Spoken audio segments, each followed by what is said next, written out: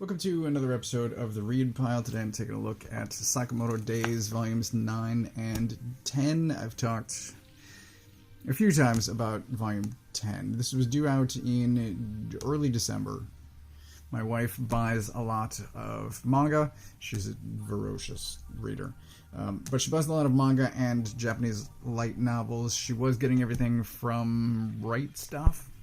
And then Crunchyroll bought them out and their store sucks apparently now, and so she's been buying less. And I was expecting this to come out, and it turns out she never bought it, so I got it through my local comic shop.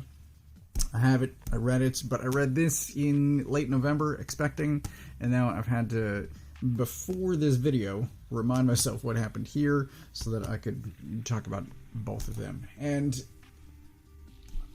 I'm just gonna continue further asides. I was talking a couple of weeks ago with Wilson of Shakamoto Toy Reviews, and I was telling him that I don't really do recap reviews anymore. I talk the thoughts and opinions and whatever else, but as I was sitting down to film this, to prepare what I was going to say, a lot of it was just recap stuff, and I'm like, well, which is it? Do I do it, or do I not? Or do I not have any idea what I'm doing? So, real quick, volume 8 left off. There's actually, it's over here. It's the bookmark that I jammed in here. There's actually a great explanation of what's happening in this incredibly simple sketch. So, this is Shin and Mr. Sakamoto. They're trying to get into this school to learn something about this guy. His crew are also infiltrating the school. Everyone is trying to get to this database that has information on him. It's sort of a legendary thing. Nobody quite knows where. Well, yes, nobody knows where the database is or what it is. But everyone's trying to get it, and that takes up the bulk of this volume. This is the end of their initiation into the school, trying to pass a test, which is pretty hilarious because they're both professionals trying to go to school. And Shin makes it in, but Sakamoto is initially accepted and then rejected because there's a bounty on his head. Now, there's also this amazing fight scene that I will look at and talk about at every opportunity. So they're fighting on a plane.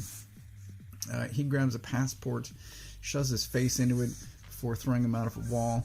He lands on the wing of this plane, and then look at this. So he's disappeared there. But what he does is he lands on the other wing of the plane, which throws him up in the air.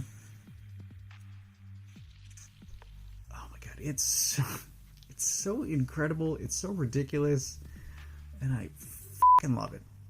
It's so good. The fights in this are just so over the top. So anyway, it's the end of that initial test to get accepted into the school.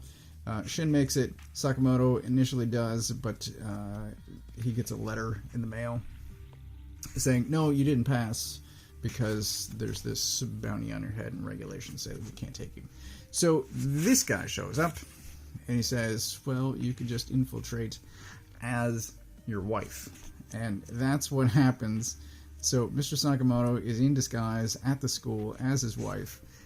The disguise is only supposed to last for 24 hours, and it keeps slipping. Like this there. It keeps slipping.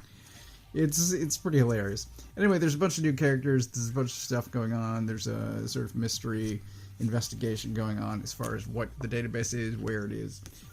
Everyone's sort of looking for it. But what I wanted to talk about is Shin. And the character of Shin looks up to Mr. Sakamoto. He recognizes the disparity between their power levels. And he tries very hard to get better. He doesn't want to let the other guy down. And I'm realizing this morning, earlier today, that he reminds me of some other great characters from other manga. And I don't know if this is an established archetype or not, but Sanosuke from Kenshin or Kuwabara from Yu Yu Hakusho, maybe a little bit of Ryoga and Vegeta in there too, but I don't know. Shin is a great character. Sakamoto is hilarious, is awesome, but I think Shin is one of my favorites. Anyway, it's great. I love it. I recommend it. The next two, I just looked this up as well. So volume 11 is coming out in April, and then 12 in June. I'm going to continue doing these in batches of 2, just because it gives my brain more to latch onto. I don't know how else to say it. It's a great series. It's just that there are a lot of characters, and thankfully there is this here in the beginning as well to reintroduce who everyone is, their various organizations. These guys don't show up at all in volume 10. They had their own side mission going on in 9. So it's going to be quite a while before we see them again. At least another 2 months for me, but probably more like 4, because I'm going to wait till the second one comes out before. Anyway, there's this recap down here that tells you what's going on. There's this that tells you who all of the characters are, and it's great. This is extremely welcome, especially to me. So I'm still loving it. I know at least one person is trying it, is reading it, and I hope other people try it as well, because it's just a fantastic series. The fights are amazing. In this, there's some great fights with a teacher. It's brilliant stuff. Brilliant stuff. Yes, I love it. I hope other people read it, try it as well.